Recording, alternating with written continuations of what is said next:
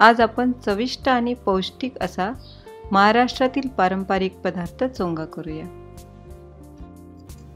नमस्कार, मी प्रतिभा दारंवार, दाज किचनमध्ये आपल्या सर्वांचं स्वागत आहे।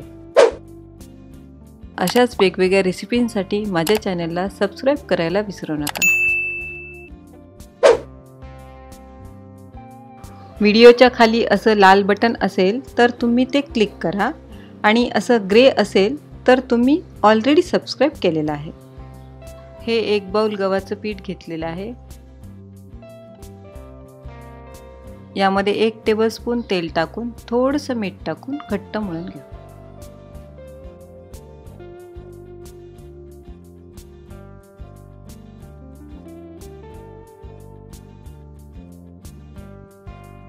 पुरी करण्यासाठी जसं पीठ मळून घेतो तसंच मळायचं आहे।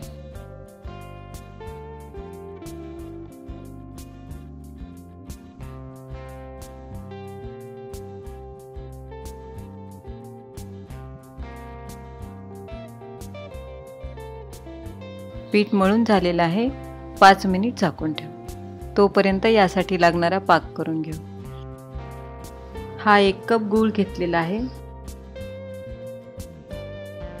आता यामध्ये पाव कप पाणी टाकून पाक करून घेऊ।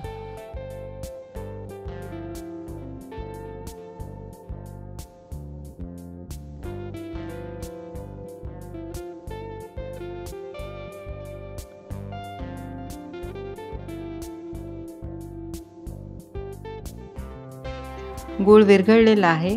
आता गॅसचा फ्लेम मीडियम करून 1 मिनिट पाक शिजवून घेऊ। फार जास्त चिकट पाक करायचा नाही।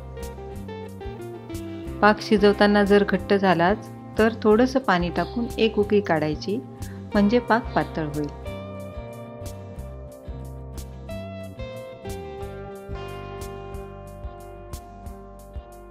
हा पाक तयार झालेला आहे।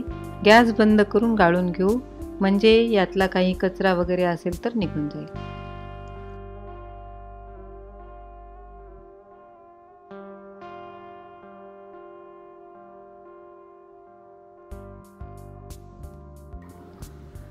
पीठ छान मुरलेलं आहे। थोडंसं मळून घेऊ आणि आता चोंगा बनवायला चालू करू। पोळी बनवण्यासाठी पिठाचा गोळा घेतो तेवढा गोळा घेऊन पातळ लाटून घेऊ।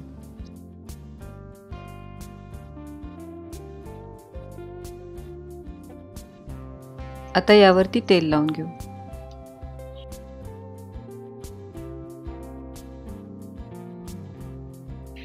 तेलाच्या ऐवजी तूप लावलं तरी चालेल। पूर्ण पोळीवर तेल व्यवस्थित लागलेलं आहे। आता यावर थोडंसं पीठ लावून घेऊ।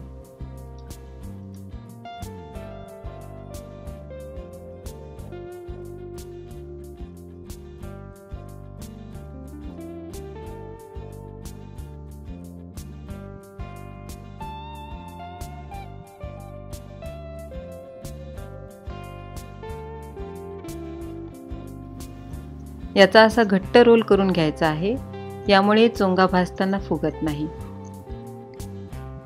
आणि लेयर्स पण छान येतात आणि पाकही मुरतो।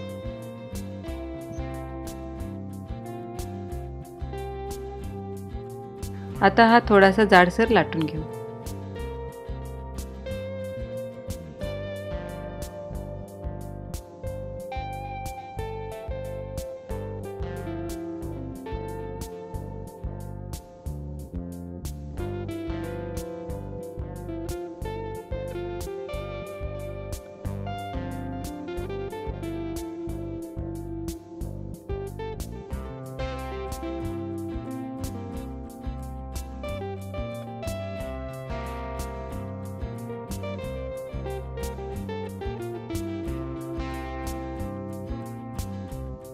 असे सर्व चोंगे लाटून घेऊ।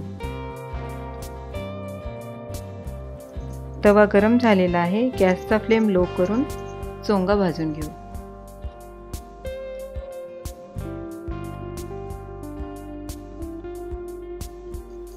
थोडासा फुगला की याला पलटवून घेऊ।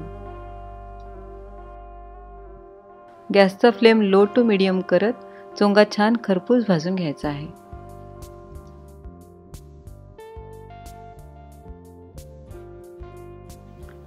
कडा थोड्याशा दाबून व्यवस्थित भाजून घ्यायच्या आहेत। हे छान भाजून झालेलं आहे, काढून घेऊ।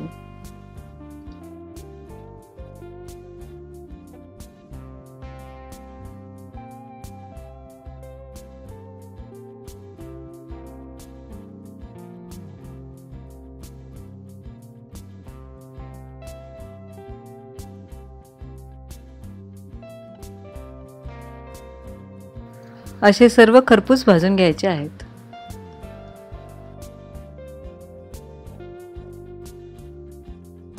चोंगा गरम असतानाच असे चिमटे देऊन दाबून गोल बनवून घ्यायचे आहेत।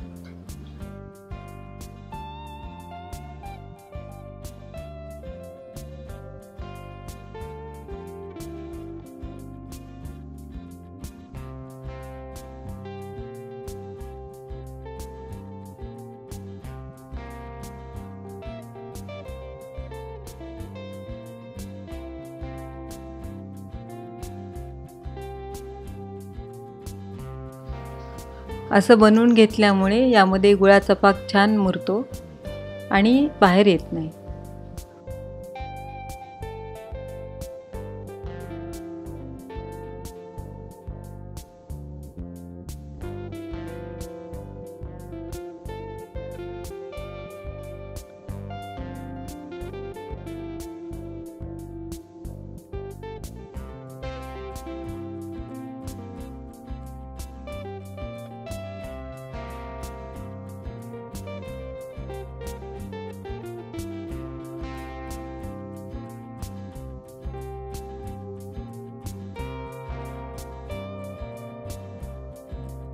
या सर्व गोलमध्ये आता आपण गुळाचा पाक टाकून घेऊ।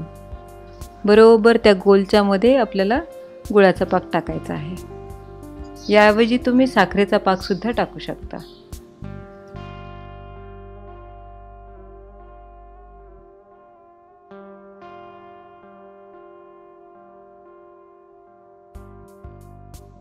हे 1 कप किसलेलं सुकं खोबरं घेतलेलं आहे आणि 1 टेबलस्पून खसखस आहे।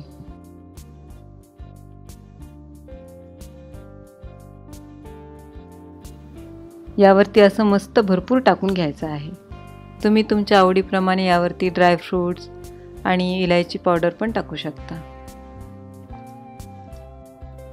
असं भरपूर खोबरं आणि खसखस टाकल्यामुळे चोंगा खूप मस्त लागतो व यामधून आयर्न, प्रोटीन्स आणि फायबर्स मिळतात। हा आपला मस्त टेस्टी आणि हेल्दी चोंगा खाण्यासाठी तयार आहे। तुम्ही नक्की करून पहा आणि कमेंट्स करून मला सांगा।